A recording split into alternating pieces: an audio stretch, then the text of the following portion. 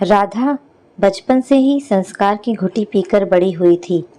राधा के परिवार में मम्मी पापा, चाचा चाची, दादा दादी और 4 छोटे भाई थे, जिसमें से 2 चचेरे भाई थे। परिवार में राधा सबसे बड़ी संतान थी।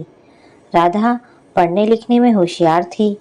राधा ने परिवार से मिलजुल कर रहना सीखा था। राधा की मम्मी और चाची जी में एक ऐसा रिश्ता था जैसा 2 सगी बहनों में भी ना हो। राधा की मम्मी और चाची तो अपनी सास को बहुत मान सम्मान देती, बहुत प्यार से सेवा करती। मोहल्ले में तो राधा का परिवार एक मिसाल था।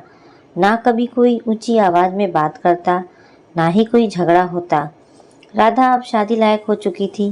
पिता और चाचा बताए हुए रिश्ते देखने जाते रहते। राधा के मम्मी पापा को साधारण परिवार का लड़का चाहिए था, ऐसा परिवार नहीं कि जहाँ झगड़े झंझट हो। उन्हें विश्वास भी था कि राधा जहाँ भी जाएगी वहाँ खुशियाँ ही खुशियाँ ला देगी। ऐसे ही खोजते खोजते उन्हें एक अच्छा रिश्ता मिला। सब खोजबीन और रिश्तेदारों से परामर्श करने के बाद उन्होंने राधा की शादी कर दी सुधीर के साथ। यहाँ ससुराल का माहौल विपरीत था। यहाँ ससुराल में ससुर विजय, सास संगीता, जेठ अमित, जेठानी मनीषा ही थी। छोटा परिवार था। अमित और मनीषा की शादी अभी 1 साल पहले ही हुई थी। उन्हें कोई बच्चा नहीं था। सास ससुर पुरानी सोच वाले लोग थे। इंसान की भावनाओं की कीमत शायद ही उन्हें थी। घर में सास संगीता का एक छत्र राज था। सास ससुर घर में होने वाले हर एक गतिविधियों पर बड़ी बारीकी से नज़र रखते। सास संगीता और ससुर विजय दोनों बेटों की पूरी कमाई का पाई पाई हिसाब रखते। दोनों एकदम कंजूस थे। घर में हिसाब से राशन पानी आता। कई बार तो सामान खत्म हो जाने पर भी वो लोग सामान नहीं खरीदते। दूध फल तो वो अपने कमरे में ही रखती। सब्जियां तो बहुत कम ही आती, अक्सर घर के आदमियों के लिए ही बनती। राधा को इन सब की आदत नहीं थी। आदत तो मनीषा की भी नहीं थी, किंतु मनीषा डरती थी। उसकी हिम्मत कभी ना हुई इस बात का विरोध करने की। एक बार राधा ने इस बात का विरोध किया तो सास संगीता ने तहलका मचा दिया। हमारे घर में ऐसा ही चलता आ रहा है। घर के आदमी बाहर मेहनत करके कमा कर लाते हैं और हम औरतों का क्या, घर में रहती हैं और घर के कामों में क्या मेहनत। किंतु सास खुद तो खाती, सारे नियम बहुओं के लिए रखे हैं। राधा को इस बात से कोई फर्क नहीं पड़ता। आखिर खाना तो राधा और मनीषा ही बनाती। वो राधा सब्जियां पहले बनाकर निकाल लेती, अपने और मनीषा के लिए, बाद में सबको परोसती। फिर भी घर में ससुर विजय के कहने के बाद ना बेटों की सुनी जाती ना बहुओं की। राधा की अपनी जेठानी मनीषा से अच्छी बनती थी। राधा मनीषा को अपनी बड़ी बहन ही मानती थी। दोनों एक दूसरे से दिल की बात कर लेती थी, एक दूसरे का ध्यान रखती थी। समय गुजरता गया। साल भर बाद मनीषा ने एक प्यारी सी बेटी को जन्म दिया। सभी खुश थे सिवाय सास ससुर के। उन्हें पोते की आस थी। अब सास संगीता छोटी बहू पर दबाव बनाती कि अब वो ही उन्हें पोता दे, किंतु राधा गर्भ धारण नहीं कर पा रही थी। सास संगीता ने कई बार जांच कराने को कहती, पर सुधीर और राधा टाल देते। इस मामले में सास ससुर की एक ना चली। समय बीतता चला गया। 2 साल बाद मनीषा फिर से गर्भवती हुई। फिर से सास ससुर को एक पोते की आस जग गई। इस बार उन्हें पोता ही चाहिए था। दोनों सास ससुर जिद पर अड़ गए कि पहले पल रहे शिशु के लिंग का जांच होगा। राधा और सुधीर ने भी बहुत विरोध किया, किंतु उनकी एक ना सुनी गई। गर्भ जांच होने के बाद पता चला कि इस बार लड़का है। अब तो दोनों सास ससुर फूले नहीं समाते, लेकिन शायद समय कुछ और जाल रच रहा था। डॉक्टर ने चेकअप के दौरान बताया कि मनीषा के गर्भाशय में गांठ है।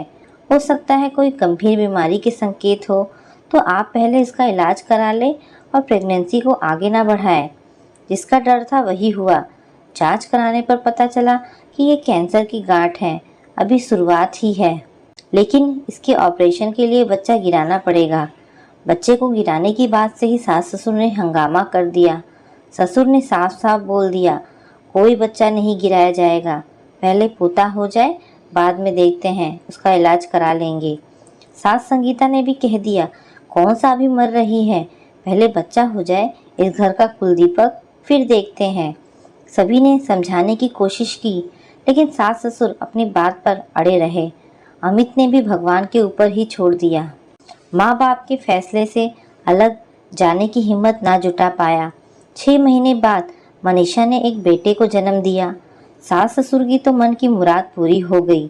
वे तो भूल ही गए जिसने इस बच्चे को जन्म दिया है, उस मनीषा को कैंसर अंदर से कितना खोखला करते जा रहा है। मनीषा की बेटी अभी 2 साल की थी और बेटा बस 1 महीने का ही हुआ था कि डॉक्टर ने कह दिया अब कीमोथेरेपी देकर ही कुछ उपाय किए जा सकते हैं। कैंसर इतना फैल चुका है कि अब मनीषा का बचना ना के बराबर है, इसलिए उसे अब हॉस्पिटल में भर्ती करा दे।